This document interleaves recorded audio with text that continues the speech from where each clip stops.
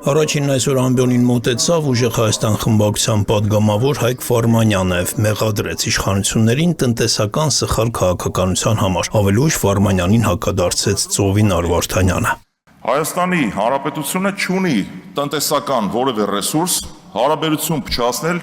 որևէ գործընկեր երկրի հետ։ Առավել եւս այստեղ հատուկ պետք է շեշտեմ մեր ռազմավարական գործընկեր Ռուսաստանի Դաշնության հետ։ Իսկ մենք ունենք ռեսուրս, պարոն Ֆարմանյան, շրջափակված մնալու։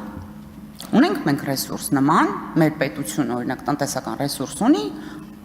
չափաշրջափակել ճանապարհները, չգործարկել թրիփը կամ տորպեդահարել թրիփը։ Ֆարմանյանի հաջորդ պարզաբանումը վերաբերում էր հարցին, թե ինչու Պուտինը չի շնորհավորել Փաշինյանին։ Ամբողջ քարոզարշավի ընթացքում իրականացրել եք հակառուսական թեզերի վրա հիմնված քարոզարշավ։ Խնդրում եմ անպայման բերել այն դեպքը, որտեղ մենք փչացրել ենք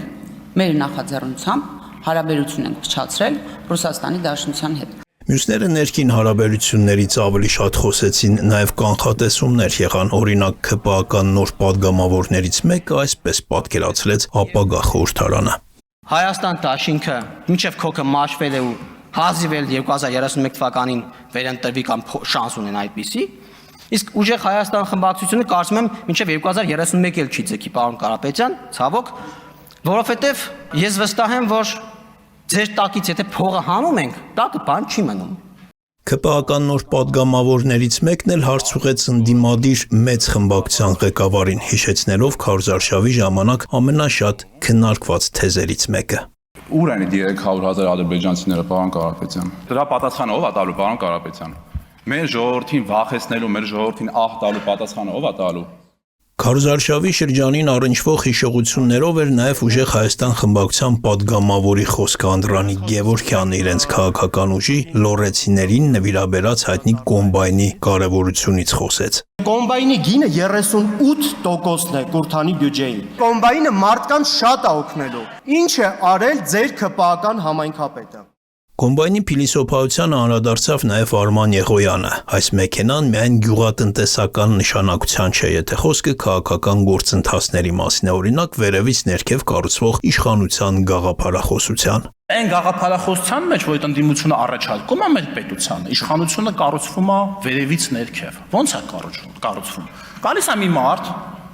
բերում է մի կոմբայն եւ այն կոնվերտացնում է իշխանության։ Ասում է վերցրեք ձեզ կոմբայն, ինձ տվեք իշխանություն։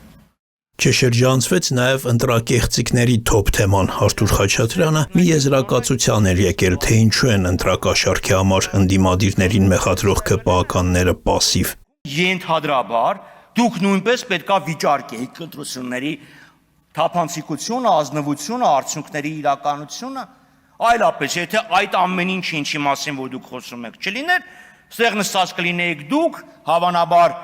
Արման Բաբաջանյանը եւ հավանաբար Վազգեն Սարգսյանի եղբայրը։ Բա ինչու՞ չվիճարկեցիք ընտրությունների արդյունքները։ Ելույթը երկար էր հատկացված, ժամանակում չտեղավորվեց, Խաչատրյանը հիշեց ազգային ժողովի նախորդ նախագահին, բայց ազգանունն էր մոռացել։ Երնեկը ստեղ լիներ Ալեն Սիմոնյանը, եւս 10 րոպե առաջ ավելացներ։ Հետաքրքիր ստացվեց նաև Մեսրոպ Մանուկյանի ելույթը։ Թեման ազգային ժողովի օրակարգում հաճախ քննարկվողներից չէր, ավելի շատ դրան Երևանի ավականուն իստում էին անդրադառնում։ Նախկին ավականին դրան սերություն հաղորդեց նաև ազգային ժողովում, նշելով, թե ինչքան դանդաղ ու անորակ են կառուցվում Երևանի մանկապարտեզները։ 95 մանկապարտեզում երեխաներին տարե տեղավորել են, պատվալուն կանալիզացիան չեն մաքրել։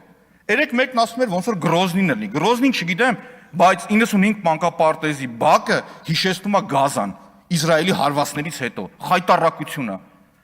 Թագուհի Ղազարյանը պատասխանեց. Գրոզնև Գազա չասավ, սահմանափակվեց Երևանի օտարված մանկապարտեզները թվարկելով, որոնք նախկին իշխանությունների օրոք դարձել են հյուրանոց, սրճարան, ռեստորան, սեփական տուն եւ այլն։ Ցուցակը այնքան մեծ էր, որ պատգամավորը ոչ թե Արթուր Խաչատրյանի նման 10 րոպե, այլ 15 ժամ խնդրեց։ 289 մանկապարտեզ օտարվել 2004-ին, Նուբարաշեն 11, 286, Քանաքերձեյթուն 240, 132, 147, 199, Շենգավիթի 12, Շենգավիթի 3, 8, 141, 144, 160, 82, 149 մանկապարտեզները օտարվել են եւ ես քանի որ ինձ 15 ժամ հրաժարվեց տալ պարոն Ռուբինյանը, այս պահին կդադարեցնեմ եւ կասեմ, որ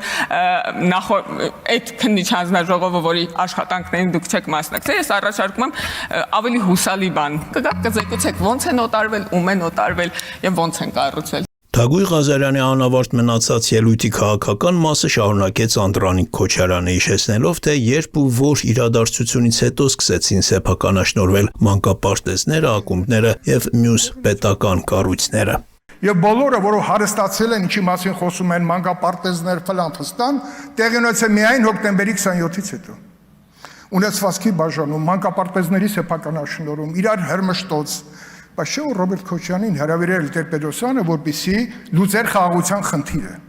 Խաղաղության խնդիրը չլուծեց, որովհետև խաղաղություն պետք չէր, իշխանություն էր պետք։